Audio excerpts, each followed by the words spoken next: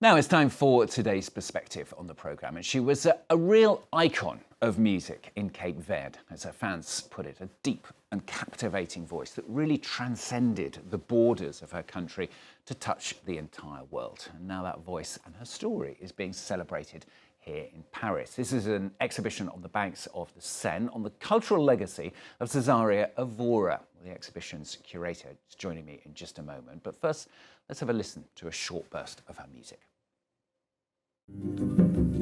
Se vou escrever muito a escrever, se vou esquecer muito a esquecer, até dia que vou voltar.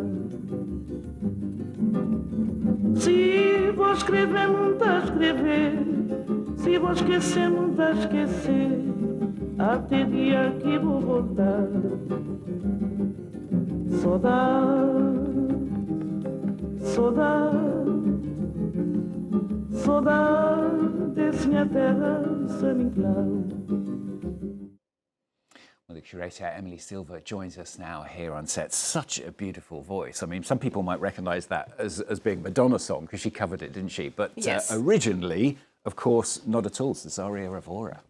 Yes, of course. Thank you for having me. Thank you for your invitation, and thank you for giving us the opportunity to speak about Cesaria Evora. Well, about your question and the perspective of this exhibition is an homage to sound, is an homage to Cape Verde, and is an homage to this incredible woman path. I mean, she was born in 1941 in São Vicente in Cape Verde, and time after time, effort after effort, at the time where the Portuguese were occupied the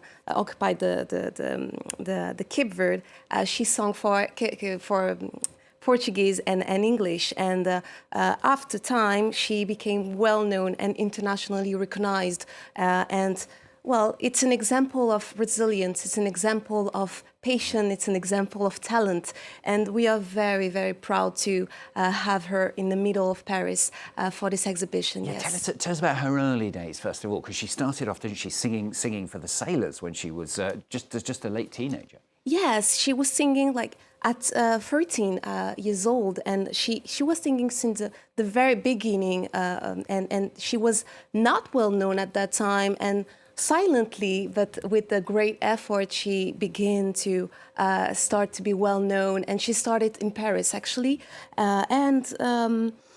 well, she made some effort to be recognized, and it's truly impactful for me.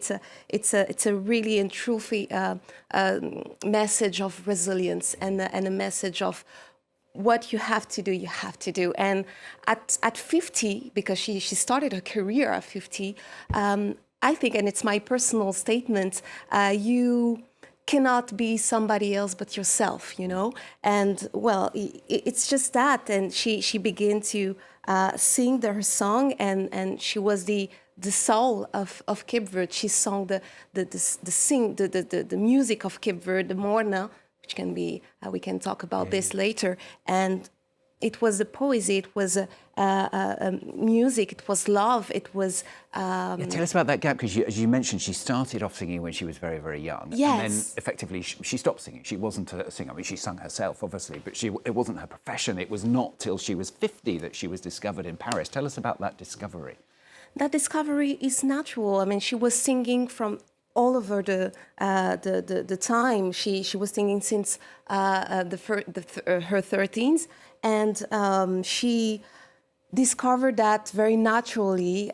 It was, in a sense, for her. She always had that music inside of her, and it became natural because the path was really, really difficult for her. She was singing in Cape Verde at the time where Cape Verde was really, really poor, and she still believed in herself, still believed in her path, and the time had come, fortunately, in the 19th, and she became what she became in the 19th, and she started to sing in Paris especially, and she started beginning to be very famous. She started at the scene of Olympia, of Théâtre de la Ville, which was her first scene, and And yes, and that's it. And what's great about her, I think we see all these images, is the way she didn't change, did she? I mean, she was known as the barefoot diva. She Yes. usually sung barefoot, often with a cigarette, still lived at home where she'd always lived.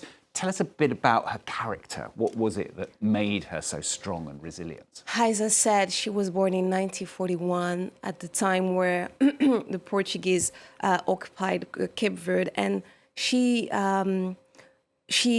stayed herself. I mean, she was herself all along because she didn't have the choice. I mean, when you start at 50, you cannot be somebody else, and she stay herself. She stay very close to Cape Verde, very close to her people, very close to her music, and yes, she didn't change all along. She was always saying that I have nothing but music, and this is the poetry of her music. And the poetry as well comes in the words as well. I mean, some of the issues that she faced during her life, she was singing when a lot of the singers at the time were male, not female, racist Yes. attitudes as well, because she was mixed race. And a lot of those themes come up in her songs as well.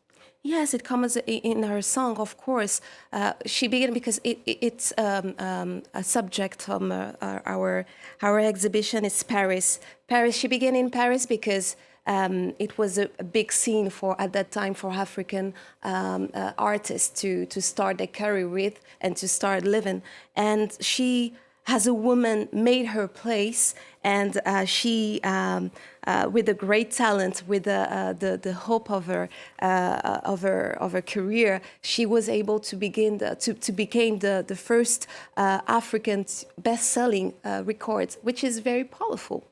And you talked about the mourner music, which is the style of music. Tell us a little bit Yes. more about that and how you managed to represent that within the exhibition. Well, the Morna is a typical music register from Cape Verde. I think it's more than the musical register. It's a collective memory. It's a way of feeling. It's a deeply rooted cultural identity for Cape Verde. And it was born in the 19th century by a poetic Cape Verdean, and it shaped really and blends with influence of Portuguese fado and also of African rhythms, Caribbean rhythms, and South American rhythms. So it's a mixed up of every color of this register, and it became the Morna. And it's something that it's really deep inside of the soul of Cape Verde, deep inside of what is to be Cape Verdean. And fortunately, and in 2019, it became, and it was inscribed on the UNESCO representative list of the intangible cultural heritage of the world. So much within what you've said to describe and talk about this woman. How on earth do you pick all the elements and decide what you're going to put in an exhibition? Well, it was very difficult because we had actually a lot of things. And I wanted to pay a tribute right now to the city of Paris, and especially the mayor, the deputy mayor of Paris, Arnaud Gachat, in charge of international relationship. We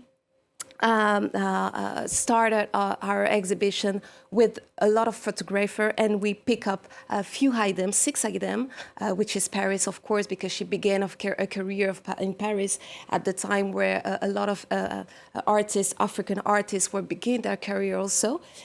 We also pick up Cape Verde because of her link with Cape Verde, of course, and the fact that she always questioning the fact that how is to be home when you always be abroad and always be outside of home. We also speak about a very, very dark moment of the history of Cape Verde, which is the deportation of the Cape Verdean from Cape Verde to Angola and Sao Tome and Principe.